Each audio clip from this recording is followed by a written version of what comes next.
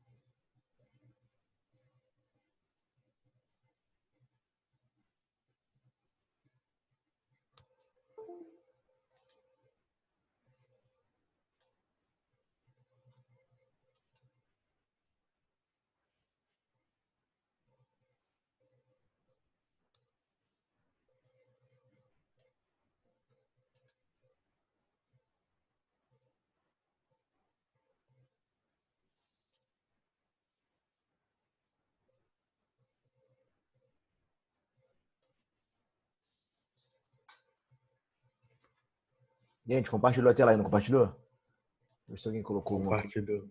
Obrigado, filhão. Se ficar travando aqui de novo, eu paro, a gente volta no próximo tempo. Porque, pô, tá muito ruim. Tá travando aqui direto pra mim. Deixa eu ver se consigo. Foi. Então, eu vi aqui a última aula, nós paramos aqui, certo? Ó, nessa parte da oração sem sujeito, tranquilo? Vamos ver se eu falo com vocês aqui sobre volta, eu falo sobre isso aqui e dá continuidade, beleza? O ruim que perde toda a meada, né? Perde tudo do fio da aula aí. Peço desculpa a vocês realmente pela minha internet, cara.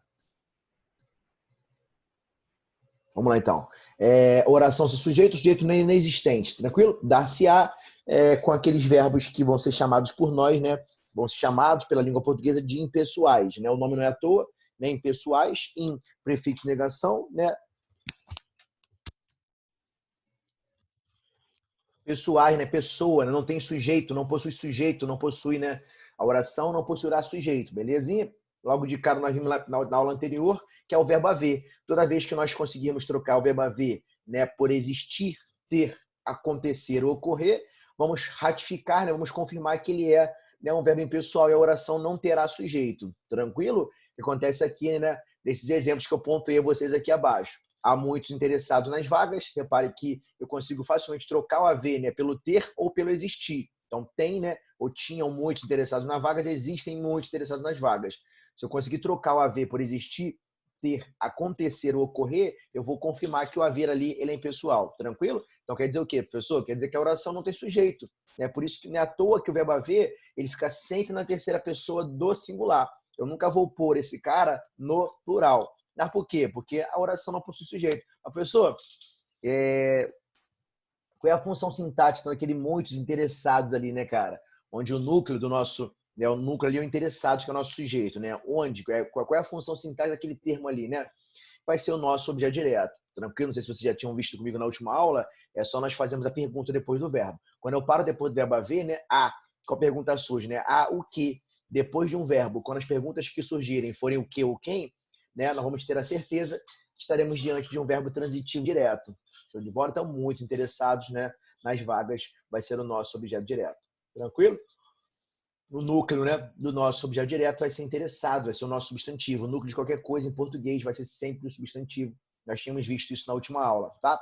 Repare que abaixo, ó, nas orações de baixo, né, eu tenho existir, certo? O existir, sim, ele tem sujeito. Aí muda a frase toda, né? Muda a configuração toda da nossa oração, né? Com existir, muitos interessados nas vagas passa a ser o nosso sujeito, uma vez que o existir é um verbo pessoal e não impessoal, assim como o haver, certo? Ó, trocando o haver por existir, ter, acontecer e ocorrer, é que eu vou confirmar que ele é um verbo impessoal realmente, que ele não vai trazer sujeito com ele, beleza? Agora, caso, né, eu queira usar o existir, o ter, o acontecer, o ocorrer, são verbos pessoais, certo? Aí muda toda a configuração da nossa oração. O muito interessado nas vagas, né, passa a ser o nosso sujeito, tá? Repare que acontece até, né, ocorre até a concordância entre, né, o sujeito e o verbo existir. Né? À toa eu coloquei o existir na terceira pessoa do plural, concordando com muitos interessados nas vagas, beleza? Então é importante, fiquemos atentos com isso. Falei com vocês também, na última aula, né, que é muito mais formal nós usarmos o haver ao invés do ter, existir, acontecer, ocorrer. Não está errado. Caso, né, caso vocês queiram usar o existir, o ocorrer, né, o acontecer ou o ter, né, tá certinho, principalmente se você manter a relação de concordância com o sujeito. Né? Mas é muito mais formal usarmos o haver ao invés deles, beleza?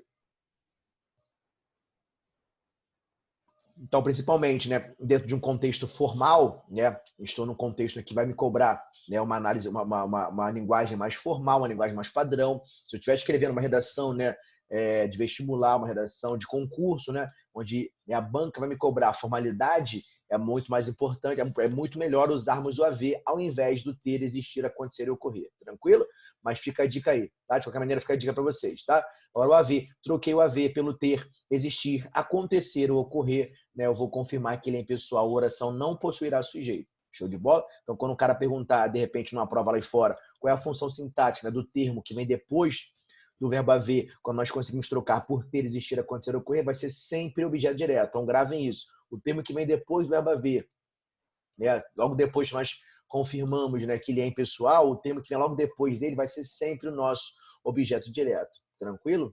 Beleza? Então, não muda nada, tá? Fiquem tranquilos aqui, vou ver aqui a hora direitinho e fecho 8h40 com vocês, né, e volto 8h50. Perdemos um pouco, perdemos bastante, né, em relação ao primeiro tempo, mas não tem problema não, nós compensamos depois, tá?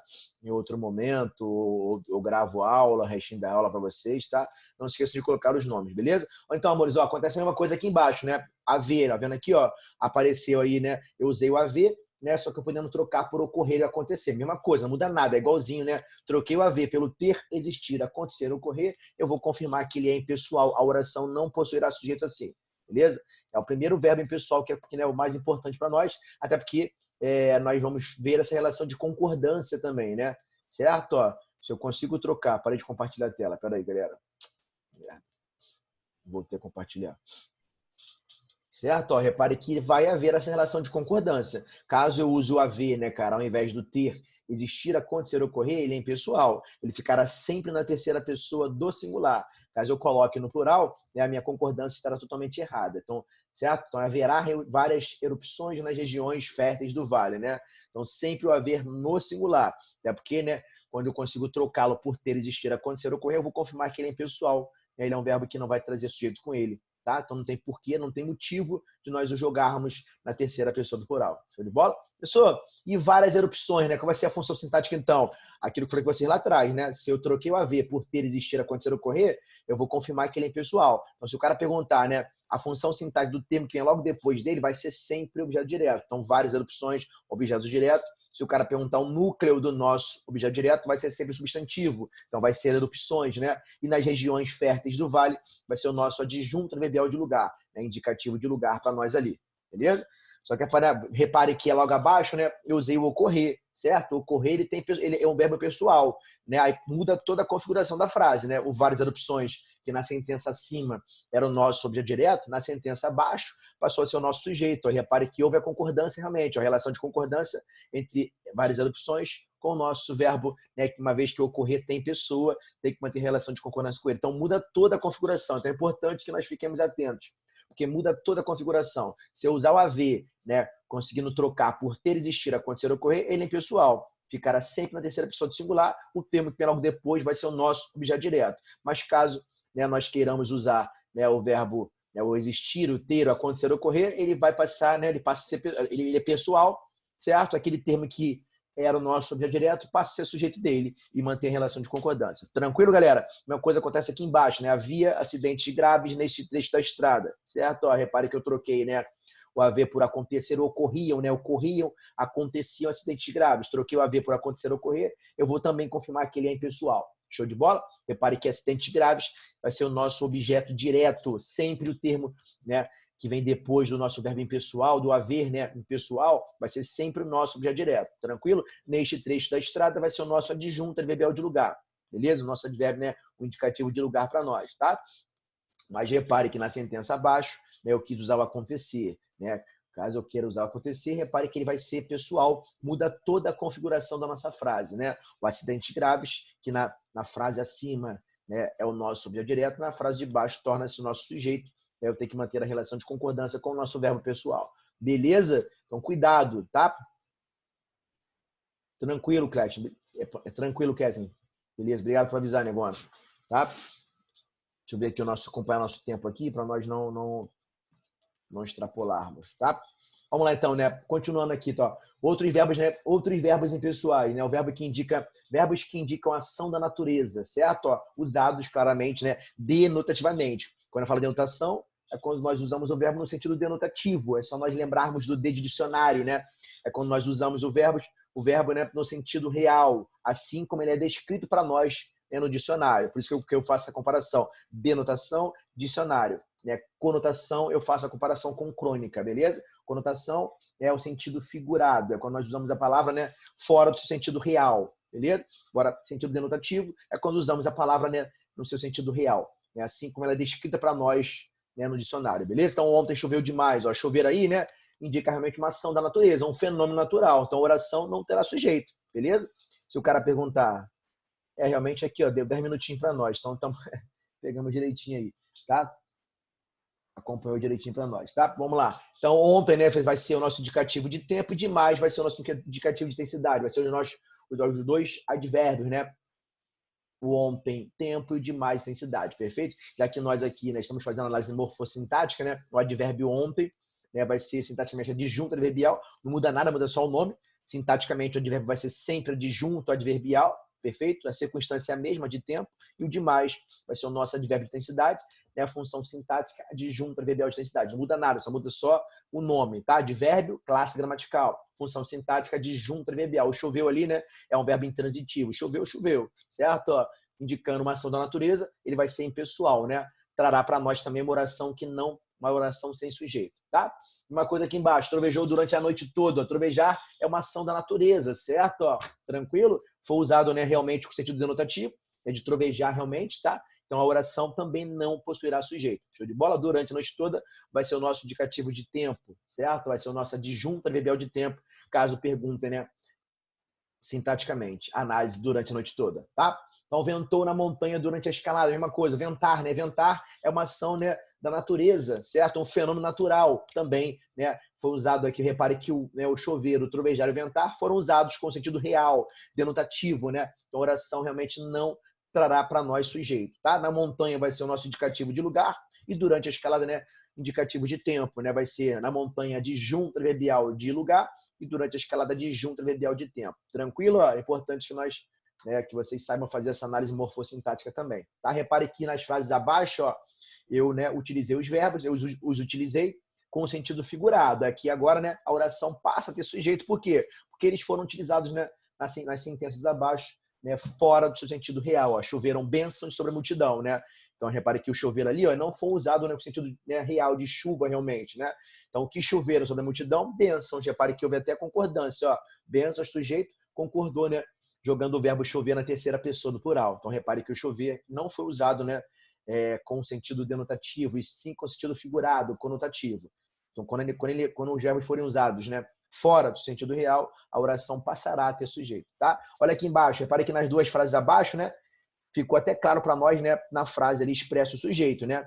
Quem, né, trovejaram de raiva, os participantes da reunião, certo? Repare que ali, ó, terceira pessoa do plural, concordando com o nosso verbo trovejar, que foi usado com sentido figurado, e apresentou até para nós de maneira clara e explícita, né, o sujeito da oração. Beleza? Ó, as borboletas ventam nas flores, tá vendo aqui? Ó?